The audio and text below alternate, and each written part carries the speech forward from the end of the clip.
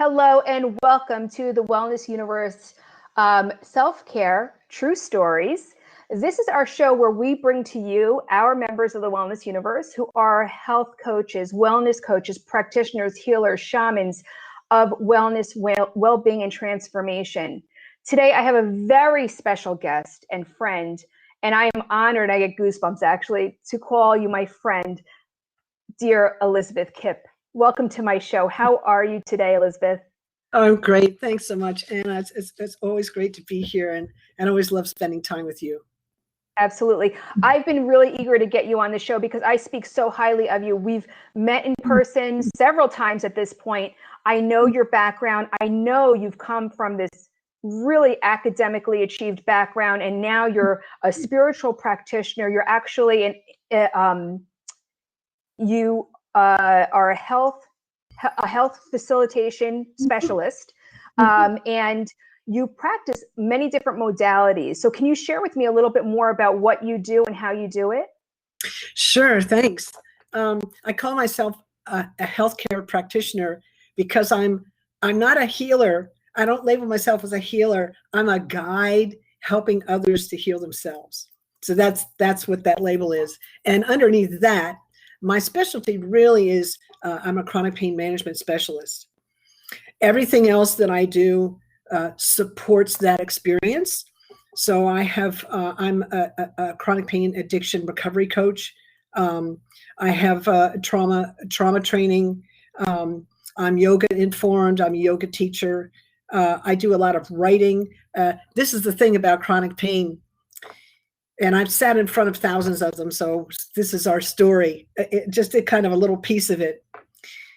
The voice of a chronic pain patient is either I'm quiet, I'm going to hold on to my experience and not share about what's going on, or I complain all the time. And both of those voices are not honest. So my writing is about trying to bring honesty to the game and let people know, caretakers, doctors, chronic pain patients themselves, anybody in recovery from it, what the real voice sounds like. I love that you brought that up, Elizabeth, and that is so interesting on how you define it, and that neither one is true. And I want to say that your writing is so prolific and so emotionally packed. I know you have such a following just because of your writing. Even if people aren't in chronic pain or in trauma, they're just attracted to your writing because it's just so beautiful, and you have such a way of expressing yourself. In fact, you have a book out, yes? Oh, I do. Yes, I do. Thank you. It's called The Way Through Chronic Pain, Tools to Reclaim Your Healing Power. And it's really the patient manual to the doctor that took me through chronic pain. He helped me clear it. Dr. Peter Prescott, who passed away, he wrote this book, Conquer Chronic Pain, An Innovative Mind-Body Approach. I teach both books. This is doctory, researchery, which is amazing, but it's kind of technical. And I helped him write the exercises in the back of this book. And then I wrote this, which is like the user's manual for that. I mean, this book is fine on its own, but the two together are kind of a 1-2 punch to chronic pain. So that's the story of that. Yeah. Yeah. And also, I want to say, which chapter was it? Elizabeth? Which chapter did you do for our stress relief? I can't remember. 22 or something, right? Maybe 23, maybe. Okay. It's on forgiveness. Mm-hmm. Yeah. Of course, 24. So you were also, I can't remember the numbers. I'm a visual person. I'm not a numbers person. I always forget. So you were also an author for us in this book, and you gave us a really great chapter on forgiveness, like you mentioned. So that was the Wellness Universe Guide to Complete Self-Care, the very first in the series, 25 Tools for Stress Relief, and probably one of the most impactful in the series. So Elizabeth, now that we know a little bit about you and what you do, I know your story. You've shared it with me, and I found you so fascinating since the moment I met you. And I was just in awe of how you have overcome so much and how you've not just overcome and balanced yourself, but you've overcome and now teach and inspire and help others. And for that, and becoming a teacher as well as a guide, I am just so honored to have someone like you in my space. So please, can you share with me a little bit about your journey and why you're so passionate about how you're helping the world to heal? Thank you. I'm gonna start with why I'm still here. I think I came in with so I'm an ancestral clearing practitioner as part of what I do, and that says we come into this world with the gifts and the burdens of our ancestors. And one of the gifts that I came in with, besides resilience, like outstanding resilience, was the gift of gratitude. So even when things were their darkest, I still would reach for, but this, I have this, and that was really instrumental, really foundational to my journey. Now I'll tell you just a quick part of my story. I experienced 59 years of chronic pain and 32 years of addiction to prescribed opiates and benzodiazepines. One's for numbing pain, the other's for anxiety. The only answers the doctors had for my chronic pain was medication. My pain was not addressed by this strategy. In fact, it exacerbated it. I became hypervigilant, suffered from hyperalgesia, which is like always looking for the threat, and frequent debilitating panic attacks. My health suffered greatly because this approach led to my pain getting worse and worse, a compromised ability to breathe and digest food, so I was not able to take in nourishment. I was dying inch by inch and cell by cell. And I suffered with depression and hopelessness, except I had that gift of gratitude, by the way. I finally found a doctor who understood the nature of chronic pain and the underlying causes. He taught me how to find my way through without medication. I healed and live a thriving life. You can too. I found peace and vitality. I never want anyone to go through what I experienced ever again. I'm here to share the tools I learned to heal chronic pain without pharmaceuticals, and I'd like to help you experience this transformation in your life. And my methods that I use are based on my direct experience. Now, what caused the chronic pain in the first place is the question, right? So there's a whole series of things, but I'll hit some of the high points. I was born with a closed pyloric valve, which is the flap that opens and closes, the valve that opens and closes to let contents into the stomach. And they didn't have NICUs back then, and they didn't have surgery for that. I really feel like my pediatrician was divinely inspired. She put me on a 45-degree bed and me on a 45-degree angle, and gravity opened it over a 2-week period. So I'm not sure what they did with me. I think they probably had an IV in me for those 2 weeks. Also, I didn't nurse. My mother didn't nurse, and she went into a huge postpartum depression, and she was out of my life for the first 9 months of my life. She went away because she was so messed up. The depression was so bad. So I didn't have that connection, right? So that's traumatic right there. Now, I was grateful to have a father, and I had like a nanny take care of me, and he got the La Leche lead to get human mother's milk for me because I couldn't tolerate formula. So there were a lot of things everybody had to do to keep me alive, right? And notice how I said that. Look at what everybody else did for me, right? That's really important because A, yes, I have gratitude, but B, I'm not actually speaking to my own hurt. I'm looking at how much everybody else is doing for me. So that's a thing that I've had to turn and look at as in recovery, that to actually acknowledge what my younger self went through and give her a voice and allow her to feel what she felt. Because my thing was like, attend to other people. And also the mantra in the family was no pain, no gain. So that's an interesting message, right? It teaches patience, right? But it also teaches this, if I hurt, if it's that I have to handle being hurt, like they give you the teaching, the directive, but not how to do that.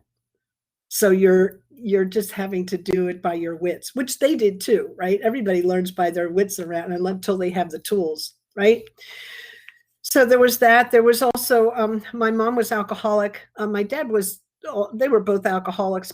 They called themselves social drinkers, but my mom was really an alcoholic. But she was also a chronic pain a patient who wouldn't take pain medicine. So her answer was alcohol. And so she was angry. I knew she was going to be angry sometime during the day. And it wasn't just anger. It was like rage. It was just, explode. So I knew that I was going to get in trouble once during a 24-hour cycle. I just never knew when.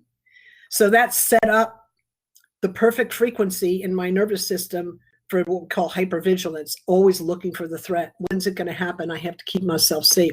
That's that classic chronic pain, right? So that was that.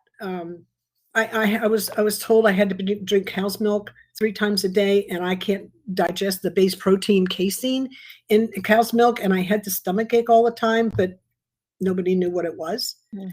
So I had irritable bowel for most of my life, not knowing about the milk. And then I had an accident and broke a vertebrae in my back, my low back, when I was 14. Got up and walked away from that accident, had no idea I'd broken anything.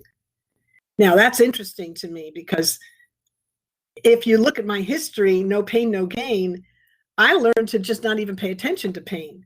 So when I actually broke my back and got up and walked away, I figured I'm fine because I can walk. Right? Wow. Man. And it wasn't until 14 years later that they finally did surgery. And that's what started all the drugs, was the pain from the surgery and consequent pain. It just kind of snowballed. The whole thing was a big snowball. Let me ask you a question, Elizabeth. So when you talk about chronic pain, you're actually also talking about deep chronic pain as an emotional pain as well as physical pain. Yeah, let's get really clear. I should have started with that. Thank you for the question. Chronic pain is any pain: physical, mental, emotional, spiritual, financial. It doesn't matter. The brain can't tell the difference between one kind of pain and another. It all sends the same signal. It hurts to the brain. So, and they journal over into one another. So emotional pain can turn into physical pain and vice versa. So it's this, it's not really all that well understood. And you're absolutely right. Yeah. Okay, go on. I'm sorry to interrupt you. I just wanted that clarity. Yeah. So I had this accident, and I thought everything, I really did. I was so unaware, really, for most of my life, that I thought that this accident was the thing that dogged me my whole life. Even beyond the next year, when I was 15, my parents divorced, and I moved in with my mom, and she went bonkers one night and came at me with a knife, put a knife right up against my neck, and a big carving knife. And I was like, I'm dead. I just was sure I was dead. But here's what happened. I'm standing there like this, and I'm like, if my own mother wants to take me out, I must really not be of any use on this world, right? It's like total lack of self-esteem. And I was like this, and she was right up against me, right? And I felt this energy come right through the top of my head and fly out my hands, and it pushed her back. And she turned around and walked away and collapsed in a corner. She was loaded on alcohol and antibiotics, so you don't want to mix those two. But that was my first conscious lived experience of a higher power. Wow, Elizabeth. Wow. I literally felt like I visualized this as you were saying this, and I felt you have this like power balls coming out of your hands, shooting them at her almost. Oh my goodness. Please It go wasn't on. me. It wasn't me. It was this, it was grace. I swear. It's like, wow. Anyway, so How old were you? How old were you? I was 15. Oh I my had my God. license. You're allowed to have a license in Delaware when you're I think late 14 if you have certain criteria. And I called my father and said, Dad, this thing happened and Mom's gone nuts. And I was just, shaking. And this is what he said: spend the night and get up in the morning and tell your mom you're going to leave for the weekend, pack a bag and leave. And I was like, I have to stay in this house with her. I was like, he didn't come rescue me, which was, wow. Anyway, so I got in, I managed to keep my act together that night and drive 50 miles from Philadelphia, where I was, to Wilmington, and without crashing, which I don't even understand how I did that. And I got home and he, it was so strange. I think my dad was really dumbfounded by the whole thing. He said, "Are you okay?" Which he meant physically. And I said, yes. And he got on the phone and said, well, Liz isn't, to my mom, and said, Liz isn't coming back. And that was the end of that. And there was never another word about it. Like, there were no charges taken. Nobody acknowledged that it ever happened. I began to wonder if it ever happened. So this thing, it was still in here, but I didn't process it until I got with Dr. Peter, who helped me with chronic pain. So I always thought it was my back that was the problem. Right? When they were doing, my back became unstable after I had my son, which they told me don't have a baby. And I'm like, I got pregnant kind of accidentally. And I felt so much joy in my body. I was like, how can this be a problem? So I went on with the pregnancy, and it was painful, but it was fine. The baby was fine, and I was fine, but my back did become unstable. So when we started a series of 3 surgeries to stabilize that, I didn't just break a vertebrae. The front of the vertebrae is broken to front to back, and the front part slipped forward 80% into my pelvis and pulled the leg nerves with it. So it was, they were worried that I wouldn't be able to walk by the time I had that 3rd surgery. And so there was a lot of pain with that. And the only answer they had was, was the medication.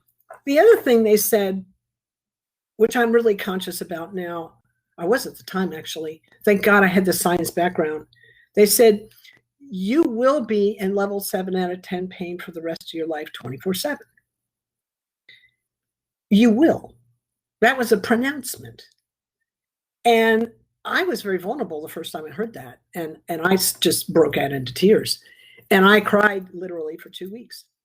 But I knew, that part of me knew something was wrong with this picture, right? So at the end of 2 weeks, I finally got my wits back. And I realized this guy's not a fortune teller, and he's forgotten his basic science.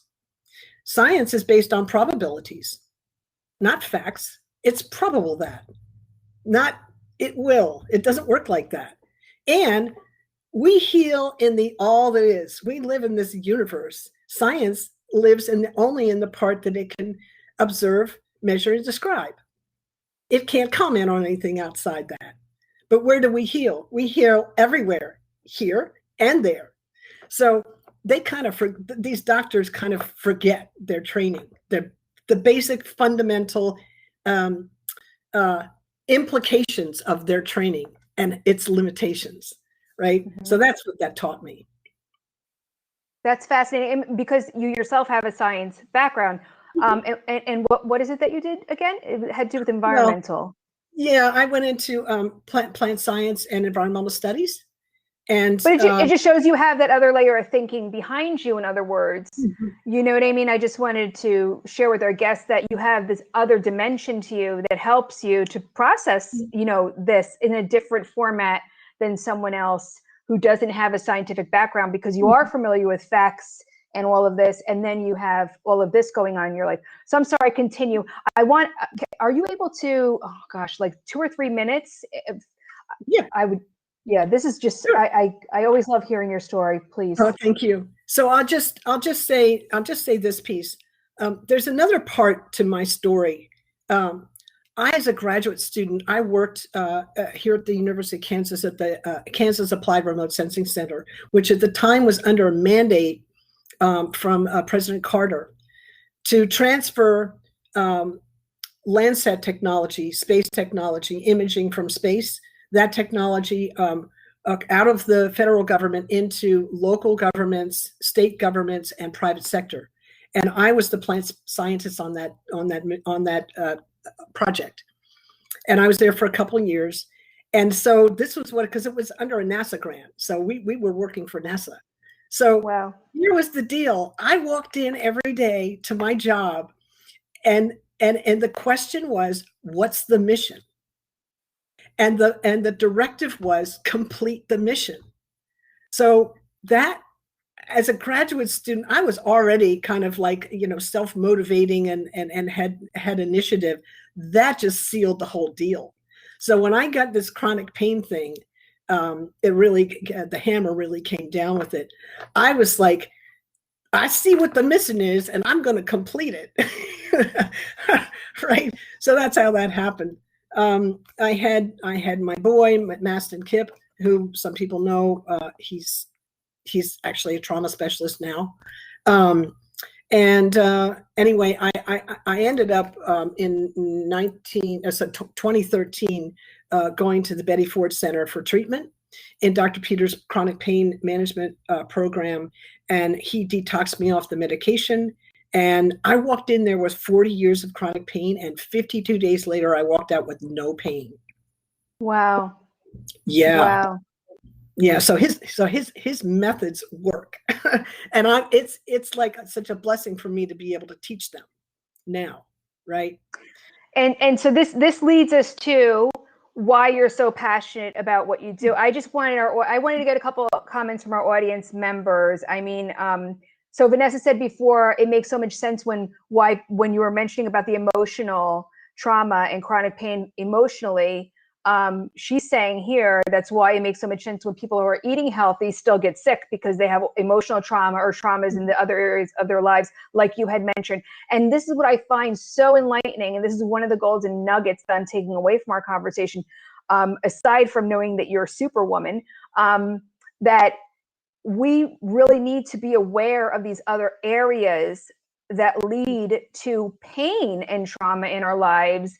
And it's not always physical. And I even, as you're telling the physical pieces of your story, the broken vertebrae, the nerves being pulled forward from your legs 80% forward, and I'm cringing because I can relate to the physical pain. Everyone can relate to physical pain. We've all fallen down. We've all scraped our knee. We can relate to a physical pain. Maybe somebody doesn't know what a broken hip feels like or whatever, but we can relate to a physical pain. Emotional pain is much different, and people cannot relate to emotional pain when people speak of their emotional pain unless they themselves have gone through it or something very, very similar. So even as somebody who's a listener, sometimes we're just like, oh, I feel so sorry for you, or I'm sorry that happened to you, but you can't relate to it. But I literally grimace when you talk about the physical pain. Of course I'm sensitive, and you know me, Elizabeth, I'm sensitive to the emotional pains, you know that. But it's like, by you making people aware that the emotional pains are as impactful and as destructive to your life as the physical pains can be, I think that that's one of the gems that our listeners can take away, and that they themselves can say to themselves, maybe it's because of an emotional trauma, or maybe it's because of a financial pain that I'm having, like you mentioned, these different ones, that's leading to me having a physical pain or an unresolved repetitive issue, something that I'm doing to myself to sabotage myself in my life. It's because of this chronic pain that I have inside of my emotional areas. So I think that Susan was typing something, and I want to get any comments But I would like any last little bits on that. And then I would like you to take us into your self-help tip, because I know you had a physical tip. Okay, so Susan says, this is fascinating. Doctors can cause so much damage when they say things like, you'll be in pain the rest of your life. I had Lyme disease and semi-paralysis and was told the same. Nope. All that is had other plans. Okay, yes, everything. And Karen said nonstop emotional trauma is causing pain. Thank you, ladies. So, can I make a comment? Can I make a comment? Here's the thing I want to underscore. When a doctor says you will, right, like said to Susan, look at the assumption they're making. And I understand this stuff because this got drilled into me as my scientific training. What's the assumption? The assumption is the patient isn't going to heal. That speaks more to their limitations in their training than it does to the healing process for real. Absolutely, right? Absolutely, and it caps everything, and it absolutely stifles. And but to have that wherewithal, which is one in how many patients? It's you, it's Susan, to say, no, you're not going to tell me where my limitations are. Most people, unfortunately, are not informed. And they say, oh, well, you're the guy with the title. I'll listen to you. You know what you're talking about. I've lived in my own body for X amount of years, but you know better than me. I'll listen to you. And that's then your spirit gets broken. So Elizabeth, please, I am anxious to find out your tool. How can we implement what you're about to teach us into our lives so we can live better? Tell us what the result will be and share it with us, a tool. Please, I'm anxious to hear it. I'd like to teach you a breathing. I'd like to go through a breathing practice, but I'd also like to go through the 12 steps of wellness. And I think I can do them both in about 3 minutes. Awesome. Let's do it. I'd like everybody to sit evenly on both sitting bones, straighten the back, relax your shoulders back and down. And as you bring your shoulder blades together, your heart will raise. Tuck your chin in just a bit so the back of the neck is flat. And if you feel safe to do so, focus on the third eye point between and slightly above where the eyebrows meet, or the tip of the nose. Now, one hand is in the lap, thumb and forefinger together. The other one we're going to use to block the nostril. Begin inhaling through both nostrils. Now cover the right and exhale through the left. Nice, long, even inhales and exhales. Cover the left. Inhale through the right.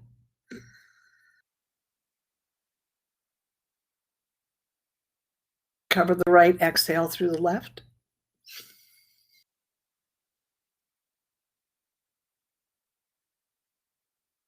Cover the left, inhale through the right.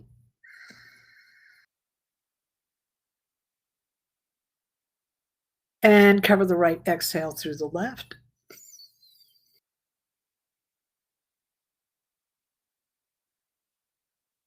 Now inhale through both nostrils. Cover the left and exhale through the right.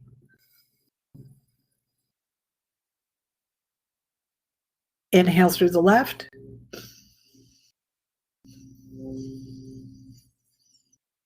Exhale through the right.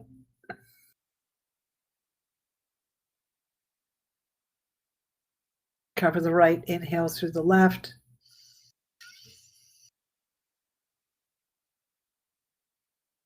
And exhale through the right. Inhale through both nostrils. Relax the breath. Notice how you feel.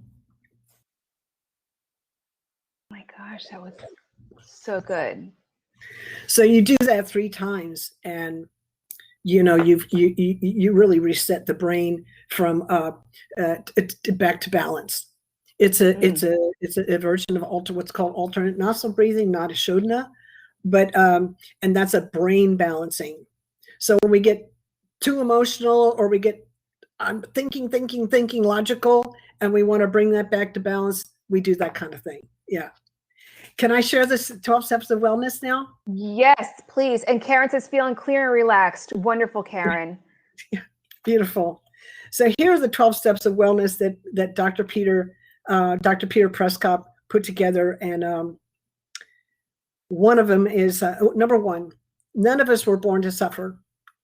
2, we all have the ability to heal. 3, love with all your heart. 4, get real about your healing. 5, commit to your healing. 6, do the work it takes to heal. 7, do the work every day. 8, get real about your healing, in case you didn't hear us the first time. 9, never let anyone or anything get in the way of your healing. 10, love yourself fiercely and without reservation. 11, accept what is. 12, be grateful for what comes your way, and more will be revealed. There endeth the lesson. I love it. And, you know, I was going to ask you for your takeaway, but you just gave us 12. I want to share with everyone.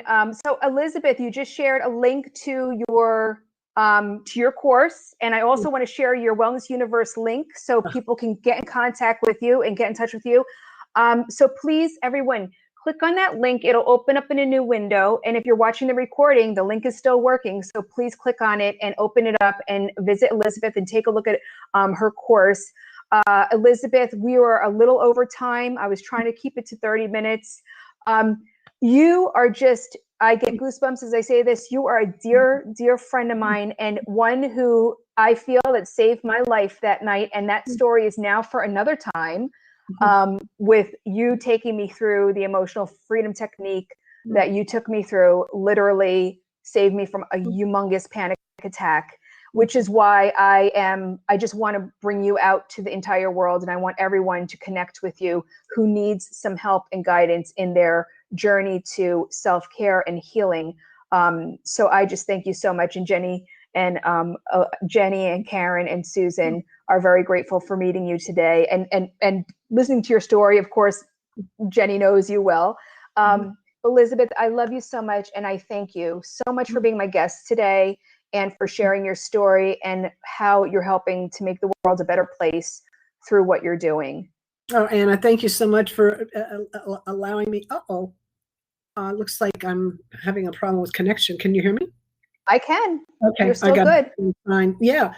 Thank you so much for this beautiful service that you bring to the world. It allows me to get my message out, and I really appreciate it. And I so value our friendship. So thanks so much. Oh, I love you, Elizabeth. Thank you for being my guest today. And everyone, we'll be back again with another Self-Care True Stories.